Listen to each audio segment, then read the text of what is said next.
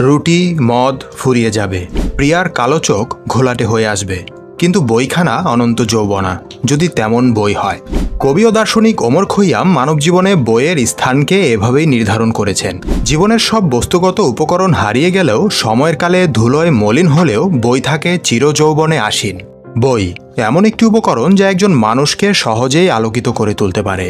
শিক্ষার আলো, নীতিনৈতিকতা, আদর্শ, ইতিহাস, ঐতিহ্য, কৃষ্টি, সভ্যতা, সাহিত্য, সংস্কৃতি সহ সবকিছুই রয়েছে বইয়ের ভেতরে। নিয়মিত বই পড়ার অনেক উপকারিতা আছে, তাই এটি নতুন করে মনে করিয়ে দেওয়ার কিছুই নেই। কিন্তু নিয়মিত বই পড়ার অনেক সুবিধা আছে। আজ আপনাদেরকে তেমন কয়েকটি সুবিধার কথাই জানাবো, যেগুলো যে কাউকে বই পড়ার প্রতি ভীষণ আগ্রহী করে তুলতে পারে। মানসিক ব্যায়াম। মস্তিষ্ক সচল রাখতে মানসিক ব্যায়াম খুবই জরুরি। মানসিক ব্যায়াম না করলে আমাদের চিন্তাশক্তি লোপ পেতে পারে। এর ফলে ধীরে ধীরে মস্তিষ্কের ক্ষমতা নষ্ট হতে থাকবে। মানসিক ব্যায়ামের সবচেয়ে কার্যকর মাধ্যম হলো এই বই পড়া। তাই আপনার মস্তিষ্ক সচল রাখার জন্য নিয়মিত বই পড়া অত্যন্ত জরুরি। মানসিক চাপ কমানো। দুশ্চিন্তা থেকে মানসিক চাপ সৃষ্টি হয়ে থাকে। ব্যক্তিগত, পারিবারিক কিংবা পারিপার্শ্বিক কারণে মানসিক চাপের মধ্যে থাকলে বই হাতে নিন। এই সকল চাপকে আপনি পাশে সরিয়ে রাখতে একটি ভালো বইয়ের মধ্যে নিজেকে ডুবিয়ে ফেলুন। বই পড়ার মাধ্যমে আপনি মানসিক চাপ থেকে দূরে থাকতে পারবেন। জ্ঞান বৃদ্ধি।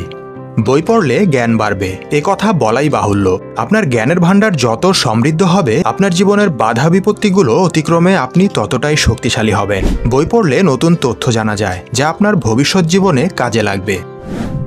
শব্দভাণ্ডার বৃদ্ধি। আপনি যত পড়বেন তত নতুন নতুন শব্দ শিখবেন, আর এতেই আপনার শব্দভাণ্ডার সমৃদ্ধ হবে। পারস্পরিক কমিউনিকেশন বা যোগাযোগ আমাদের শিক্ষা জীবন, ব্যক্তি জীবন বা কর্মজীবনে খুবই গুরুত্বপূর্ণ। কর্মজীবনে ভালো যোগাযোগ দক্ষতার জন্য অনেকে বেশ সমাদৃত হন, আর এই দক্ষতা বৃদ্ধিতে আপনাকে সবথেকে বড় সাহায্য করবে এই বই পড়া। স্মৃতিশক্তির উন্নতি।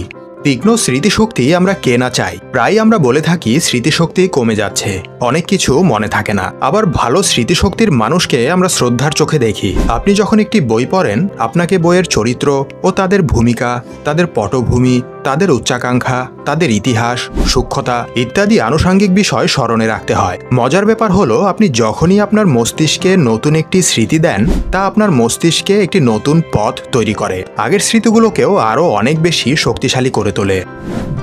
চিন্তাশক্তির দক্ষতা বৃদ্ধি। কর্ম বা ব্যক্তিজীবনে জটিল চিন্তাশক্তি দক্ষতার কদর বেড়েই চলেছে। আমরা বই পড়ার সময় প্রায় জটিল কিছু ঘটনার কথা পড়ি, যেগুলো নিয়ে আমরা সচেতন বা অবচেতনভাবে চিন্তা করে থাকি। ঘটনাগুলোকে ধাপে ধাপে সাজাতে চেষ্টা করি, সমাধান করার চেষ্টা করি। অনেক পাঠক তো রীতিমতো কাগজ কলম নিয়ে বসে যায় বইয়ে থাকা রহস্যের সমাধান করার জন্য। এছাড়াও বই নিয়ে আমরা অনেকের সঙ্গে আলাপ করি, আমাদের চিন্তা, লেখকের চিন্তা ব্যক্ত করার চেষ্টা করি। এই সবই কিন্তু আমাদের চিন্তা শক্তিকে বৃদ্ধি করে এবং এই দক্ষতাকে আরও অনেক বেশি শক্তিশালী করে তোলে। একাগ্রতা বৃদ্ধি। যখন আমরা বই পড়ি, তখন আমরা অন্য সব কিছু থেকে নিজেদেরকে দূরে সরিয়ে রাখতে পারি। একাগ্রভাবে গল্পের বা বইয়ের মধ্যে ডুবে যেতে পারি, যা আমাদের একাগ্রতা বৃদ্ধিতে সাহায্য করে ব্যাপকভাবে। বর্তমান সময়ে রিলস আসার পর আমরা কোনো কিছুই বেশিক্ষণ দেখতে বা করতে চাই না, তাই একাগ্রতা বৃদ্ধি করতে বই পড়ার চেয়ে ভালো কোনো বিকল্প নেই। ভালো লেখার দক্ষতা। পড়া এবং লেখা একে অপরের সঙ্গে পারস্পরিক সম্পর্কযুক্ত। পড়ার মাধ্যমে আমাদের ভাষা ও শব্দের জ্ঞান বাড়ে, আর এই জ্ঞান আমাদের লেখনী শক্তিকে বৃদ্ধি করে। এজন্যই বলে, লেখক হতে গেলে আগে অনেক বেশি পড়তে হবে, এরপর লিখতে হবে। প্রশান্তি। বই পড়ার কারণে আমরা যে মানসিক প্রশান্তি পাই, সেটাই অনেক বড় ব্যাপার। বই পড়ার সময় আমরা হয়তো ডিজিটাল ডিভাইসের পেছনে সময় নষ্ট করতাম, সেটা না করে আমরা যে ভালো কিছু পড়েছি, কিছু শিখেছি, এই চিন্তা, এই প্রশান্তি কি অমূল্য নয়? বিনোদন।